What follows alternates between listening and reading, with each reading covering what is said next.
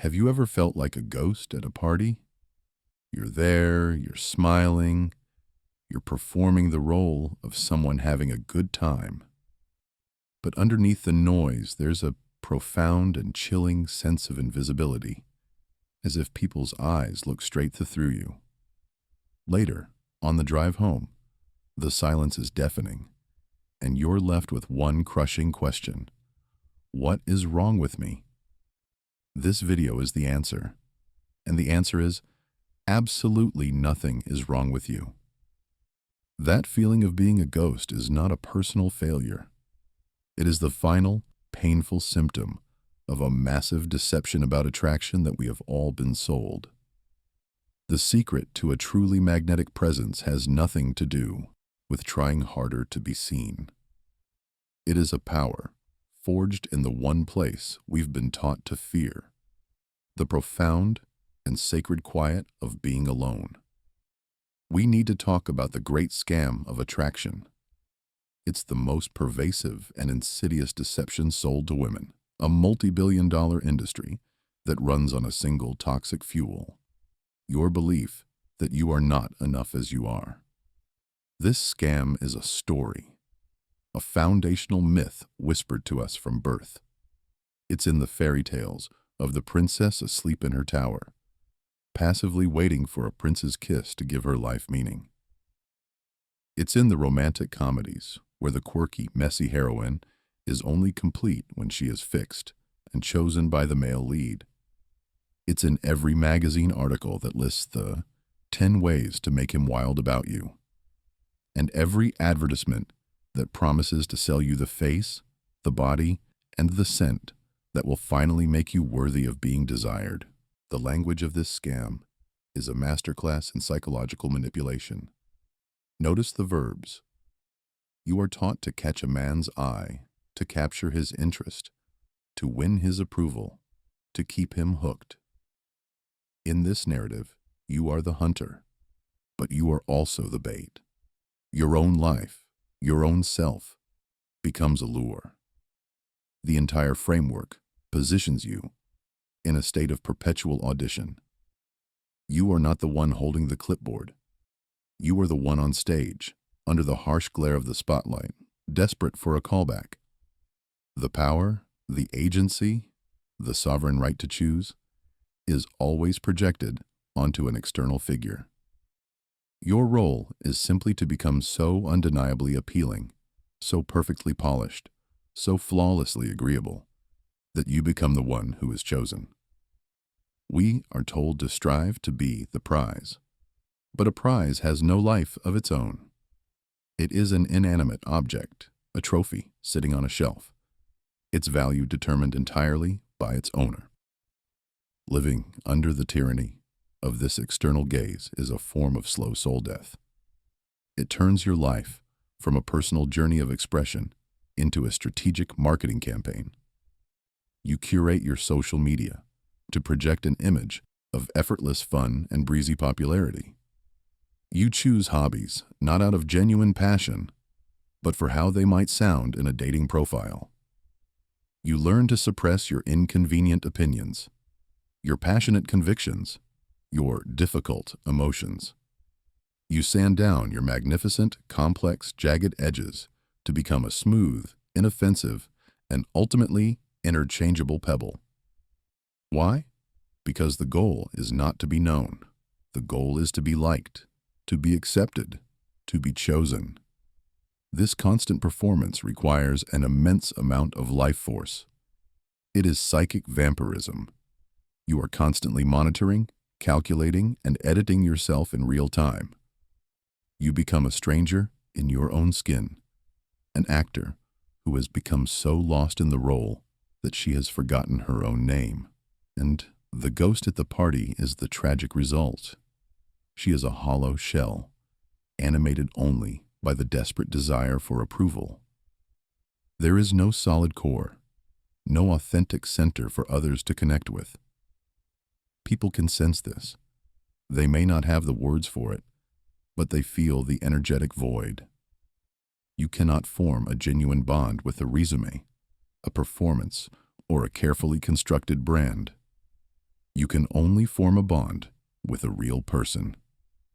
The ultimate cruelty of the scam is this. It tells you that if you erase yourself enough, you will finally be seen. The truth is, the more you erase yourself, the more invisible you become. The only way to win a rigged game is to knock over the board and walk away. The only way out of this prison is a radical, revolutionary turn inward. This is the alchemy of solitude. Our culture has pathologized being alone. We treat it as a social disease, a state of failure. We use the words solitude and loneliness interchangeably, but they are not the same. They are polar opposites. Loneliness is a state of lack. It is a hunger. It is the painful, gnawing awareness that something is missing. It is a ghost haunting the empty hallways of the self, rattling chains, begging for a witness. Loneliness is a prison. Solitude, on the other hand, is a state of profound presence. It is a feast. It is the joyous grounding awareness of your own completeness.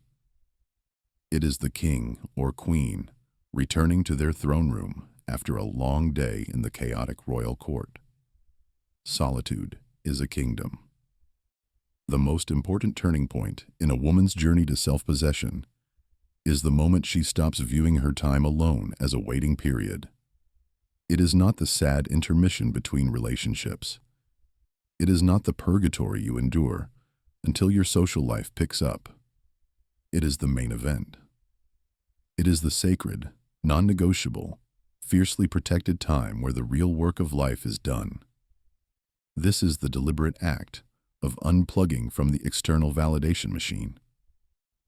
You consciously stop the relentless outflow of energy, the constant broadcasting of, "How am I doing? What do they think of me? Am I lovable yet?" And you create a closed circuit.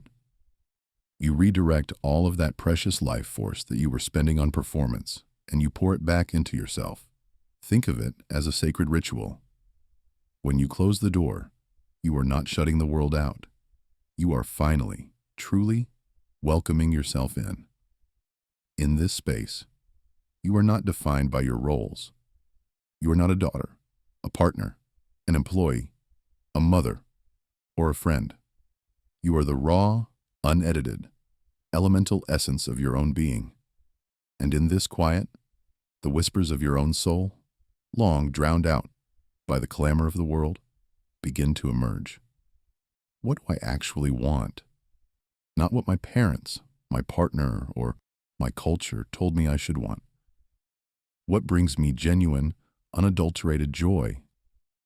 Not what looks good on Instagram. What makes my blood boil with righteous anger? What makes me feel expansive and alive? Learning to be alone is a practice, a discipline. At first, it can feel excruciatingly uncomfortable. The silence can feel deafening. The urge to distract yourself, to pick up your phone, to turn on the TV, to numb the discomfort, will be immense. This is the moment of truth. This is the withdrawal from the drug of external validation.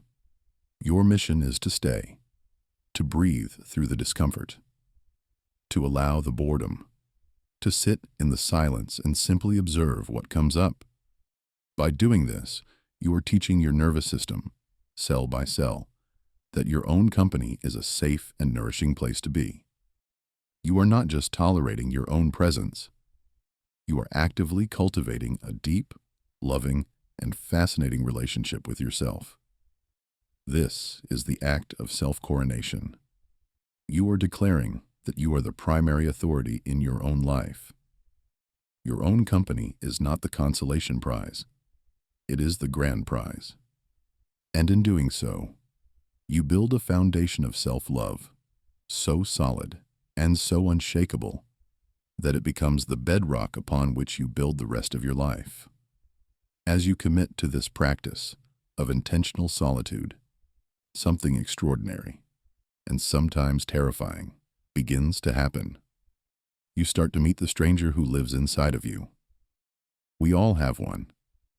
This stranger is the collection of all the magnificent, powerful, and messy parts of yourself that you were taught to disown. She is your shadow self, in the language of Carl Jung. She is the repository of every trait that was deemed unacceptable for a good girl. We are conditioned from birth to be pleasing, to be accommodating, to be nice. We are taught to be selfless, to smooth things over, to keep the peace. And so, we take all the parts of us that don't fit that neat, tidy mold, and we lock them away in the basement of our psyche. What do we lock away? We lock away our anger. We are taught that female anger is ugly, hysterical, and destructive. But your anger is a sacred force.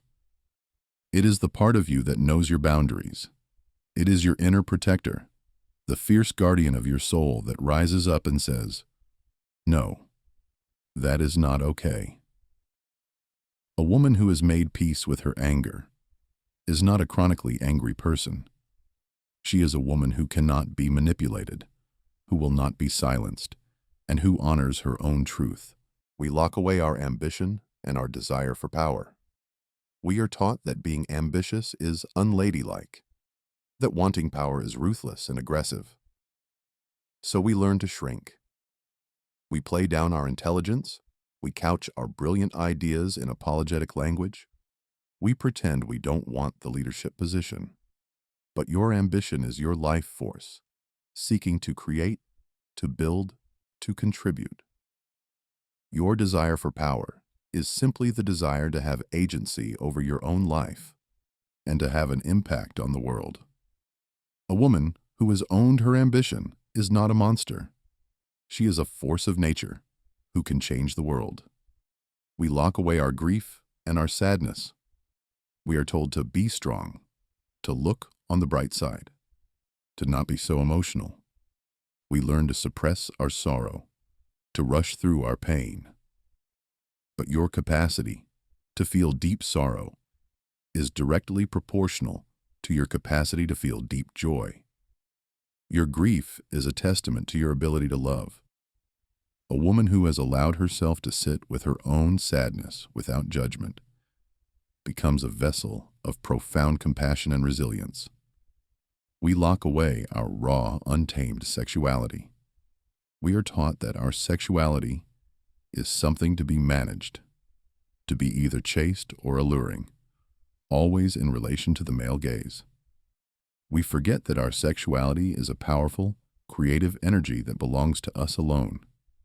It is a source of pleasure, of vitality, of connection to our own bodies. A woman who reclaims her sexuality for herself, free from the goal of being desirable to others, becomes sovereign in her own skin. In the silence of solitude, with no one to perform for, these disowned parts will begin to stir. They will bubble up as uncomfortable feelings, as dark thoughts, as wild fantasies. The heroic work is to not run away. It is to turn and face this stranger, to listen to her stories, to embrace her. This is the process of integration. It is about realizing that you are not just the light, but the dark too. You are not just the polite smile, but also the righteous roar. You are not just the gentle nurturer, but also the fierce warrior. When you stop fighting a war within yourself, you become whole.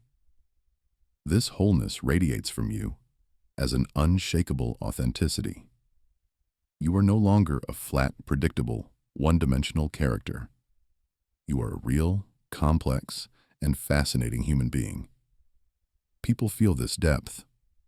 They may not understand it, but they are drawn to its undeniable reality. It is the most magnetic force on earth. We all know a woman like this. She is the living, breathing embodiment of this integrated power.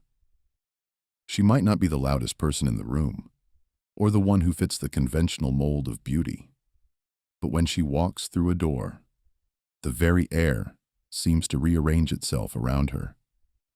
Her presence has a weight, a substance that is impossible to ignore. She is the elusive woman not because she is playing games of being hard to get, but because her center of gravity is so deeply and immovably located within herself. Observe her. Notice what she does, but more importantly, notice what she doesn't do. She doesn't fill every silence with nervous chatter. She is comfortable with pauses in conversation, allowing thoughts to breathe. This comfort signals that she is not afraid of emptiness, either in conversation or in life. She doesn't over-explain herself. She states her opinion, her decision, or her boundary, and she feels no need to provide a lengthy, apologetic dissertation to justify it. Her calm posture isn't a pose. It's the physical manifestation of a woman who has faced her inner storms and knows she can weather them. She doesn't constantly seek agreement. She is not afraid of a respectful disagreement. In fact, she often welcomes it, because her sense of self is not threatened by a differing opinion. This shows that she is more interested in truth than in being right. She doesn't gossip or speak poorly of others to create a false sense of intimacy. Her bonds are built on mutual respect and genuine connection, not on shared negativity. Her movements are unhurried, deliberate. A person seeking validation is often energetically frantic, their movements quick and jerky, as if trying to catch something that is always just out of reach. This woman moves with a sense of having all the time in the world, because she is not rushing towards some external goal. She is already at her destination, fully inhabiting her own body in this present moment. Her secret is not a technique or a strategy. It is the natural byproduct of the inner work she has done in solitude. Her profound self-possession comes from a single, foundational truth. She is not afraid of the outcome.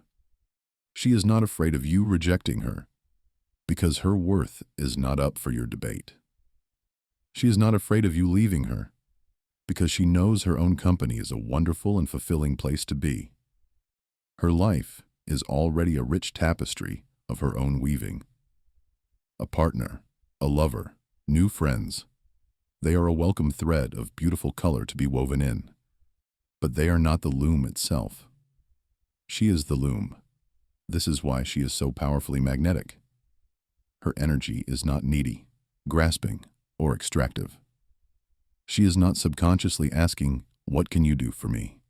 Can you validate me? Can you make me feel whole?" Her energy is radiant, generative, and sovereign. She is a full cup. Her interactions with the world are an overflow of the love, validation, and security she has already provided for herself. This inner transformation inevitably leads to a seismic power reversal in the dynamic of all your relationships, especially romantic ones. The old paradigm, the paradigm of the scam, is built on the desperate, needy energy of, "I need you to love me." It is the subtext of every people-pleasing gesture, every suppressed opinion, every anxious wait for a text message back. It is the energetic posture of a beggar, holding out an empty bowl, hoping for a few scraps of affection. This energy, no matter how well disguised, is profoundly repulsive. It suffocates attraction. It creates a dynamic of anxiety, control, and codependency. It places an impossible burden on the other person to be the source of your self-worth, a job they are destined to fail. When you do the sacred work of solitude, when you find your own wholeness and become the source of your own validation, the entire energetic equation flips. The subtext changes from, "I need you to love me," to the calm, sovereign, and deeply generous statement, "I allow you to love me." Feel the difference. It is a shift from the energy of a beggar to the energy of a queen. "I allow you to love me" is a statement of profound self-respect. It says, "My kingdom is whole, my life is full, and my love for myself is abundant. I find you delightful, and I am opening the gates and inviting you to come share in this abundance with me. My love is a gift, not a demand. My presence is an invitation, not a requirement. This is not arrogance. It is the quiet, unshakable confidence of a person who has done the work to know her own value. This energy is liberating for everyone. It frees you from the exhausting job of contorting yourself to be lovable. It frees the other person from the pressure of being your everything. In this new dynamic, love is not two half people trying to merge into one whole. It is two whole people choosing to walk side by side, each a sovereign in their own right, forming an alliance built on mutual respect, admiration, and freedom. The attraction that springs from this foundation is deep, resilient, and real. It is not based on the fleeting thrill of the chase, but on the profound respect for a person who is their own source. A woman operating from this place has an unbreakable core. She can give love freely and generously because she is not afraid of her well running dry. She can receive love fully and openly because it is an addition to her happiness, not the source of it.